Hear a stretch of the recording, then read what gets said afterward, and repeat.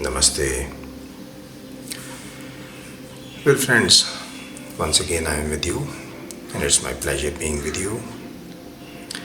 Well, at the very outset, may I submit that in creating this video and in many other videos that will reach you in due course of time at regular intervals, the most sincere intention has been to share with you everything and all that this Himalayan tradition has given us. Whatever we have learned, whatever we have received in Swami Rama's teachings, Swami Veda's guidance, Swami Bharati ji's ongoing advice and support, and also the brilliant training that we received from our teachers, Pandit Ashutosh Sharma ji and Mr. Peter Fabian.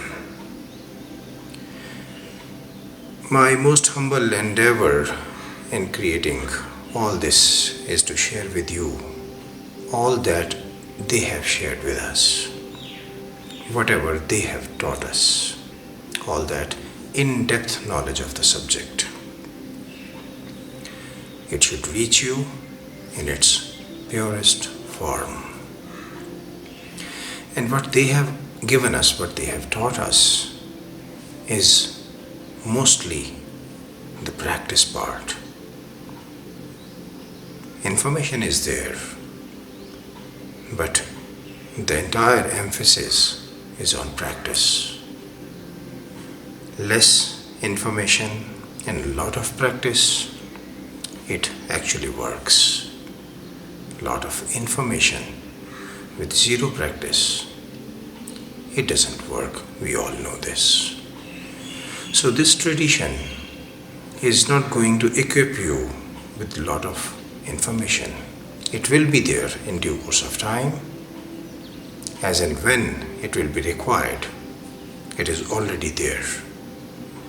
The entire emphasis is on practice, so you'll have to practice. Get ready for that. Okay? Now, the subject today that we are going to start is Shwas, Pran, as we discussed it earlier.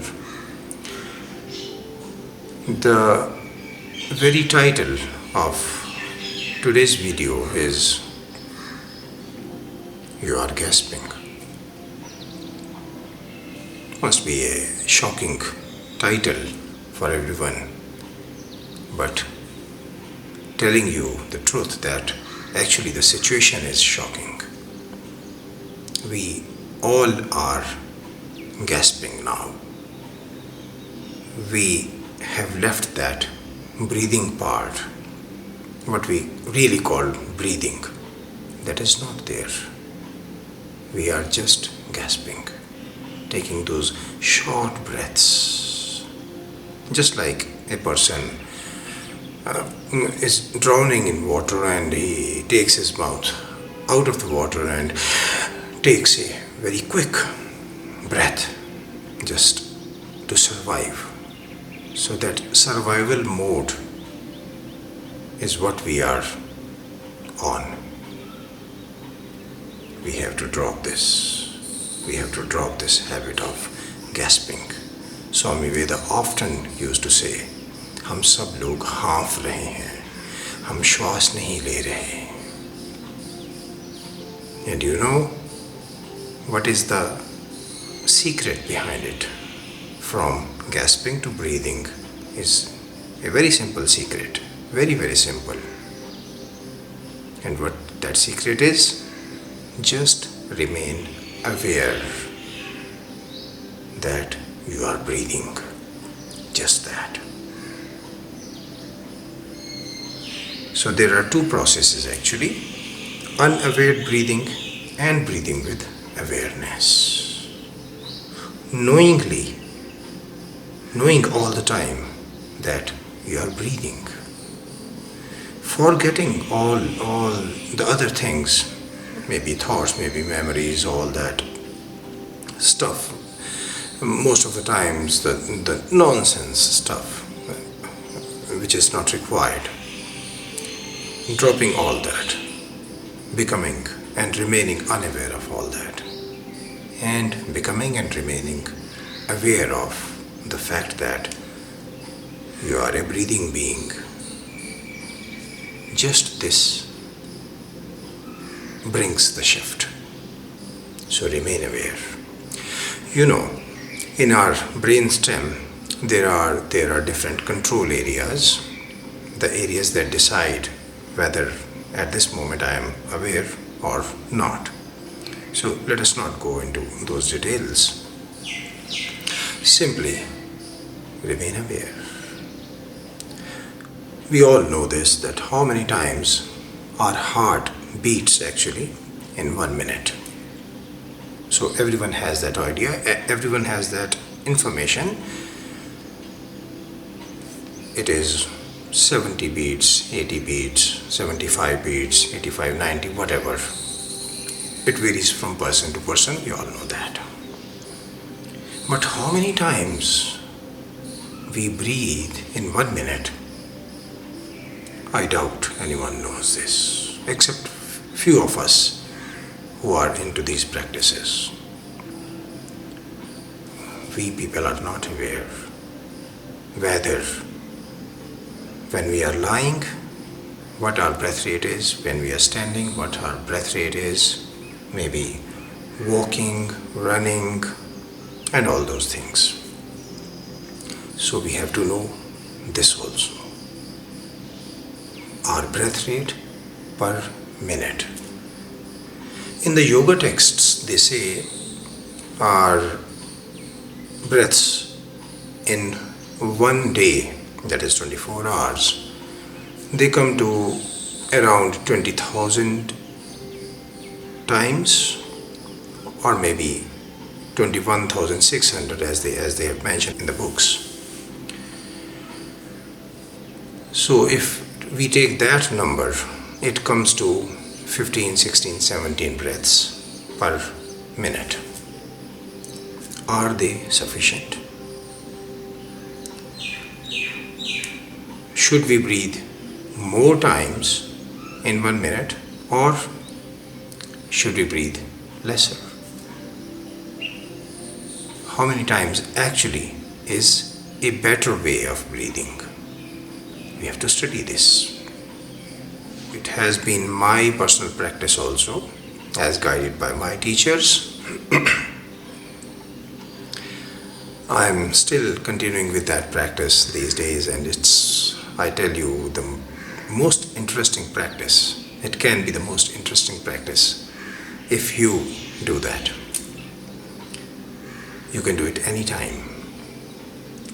Now, this practice was what?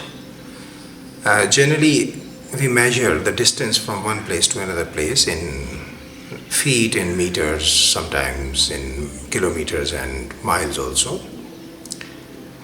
What yogis do, they measure the distance from one place, from one point to other place in number of breaths.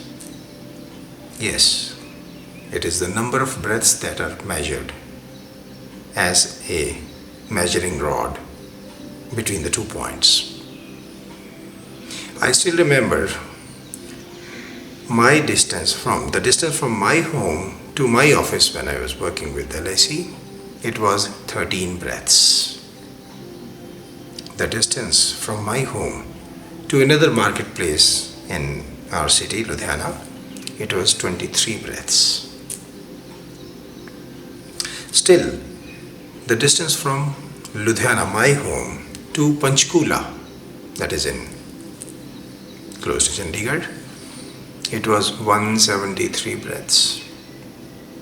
And so forth, and so on and so forth.